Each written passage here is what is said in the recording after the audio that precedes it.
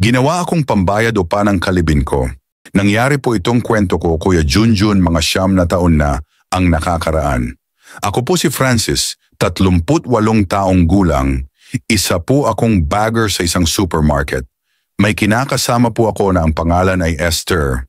Nagkakilala kami sa supermarket kung saan ako naka-assign. Tapos nagkamabutihan kami at nag-decide kami na kumuha ng apartment at magsama. Okay naman ang pagsasama namin ni Esther. Tulungan kami sa bahay, sa bills, sa mga pang-araw-araw na kakainin. Tapos na-endo si Esther sa pinagtatrabahuhan niya. Kaya nagdoble kayod ako kasi may binabayaran kaming apartment.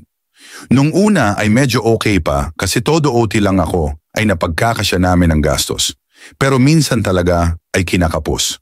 Pero dumating ang time na sinabi sa akin ng supervisor ko na hindi na marirenew ang kontrata ko kasi nagbabawas sila ng tao. At nagalit si Esther kasi bakit ganun ang nangyari. Sabi niya, ay, paano yan saan tayo kukuha ng pambayad sa apartment na to? Sabi ko, ay maghahanap agad ako ng kapalit kaya wag siya mag-alala. At naendo na nga po ako pero sabi ng supervisor ko ay standby lang daw ako at baka pabalikin niya ako. Lumipas ang 2 buwan ay wala pa rin tawag ang supervisor kaya hindi ko alam kung maghahanap na ba ako ng ibang work. At sumabay pa na 2 buwan na kaming delay sa bayad sa upa. Mabait naman sa akin si Sonia, may-ari ng inuupahan naming apartment.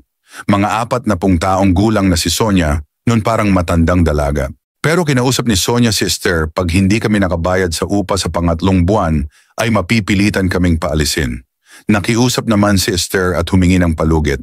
Pero hindi pumayag si Sonia, pero sabi niya kung wala kang ipangbabayad ay ako na lang daw muna ang ipangbayad.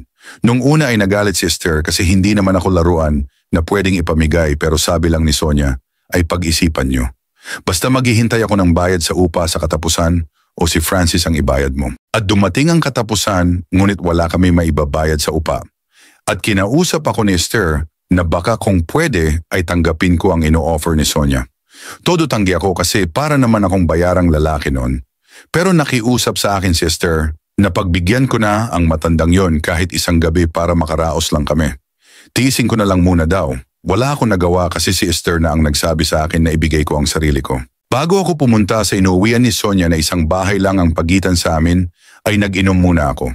Para baka sakali ay tayuan ako sa matandang yon. Nung nakaramdam na ako ng kalasingan, ay pumunta na ako sa bahay ni Sonia. Kumatok ako at pinagbuksan agad ako ni Sonia. At sabi ko lang sa kanya ay eto na po ako. At alam niyo naman po dahilan kung bakit andito ako. Sumagot si Sonia na, sige pasok ka na.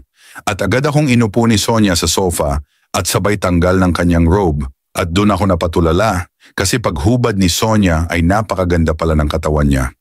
Hindi mo iisiping 40 taon na siya. Parang 22 taon lang na akala mo fresh na fresh. Hindi pa nalapit si Sonia ay tinayuan na agad ako sa nakita ko. Hindi ko akalain na may tinatago palang alindog si Sonia. Sa gulat ko sa sarili ko ay ako na ang lumapit kay Sonia at ko agad siya sa sofa at talagang nanggigil ako sa kanya. Akala ko ay dahil matanda na si Sonia ay makakaisang round lang kami pero naka5 rounds po kami, Kuya Junjun. Inikot namin ang buong bahay niya, sa lamesa, sa hagdanan, sa CR. Matapos yun ay umaga na ako nakauwi at naghihintay pala sa akin si Esther at hindi ko alam kung sasabihin ko ba sa kanya na nag-enjoy din ako sa ginawa namin ni Sonia. Baka posible na maulit ang ginawa namin.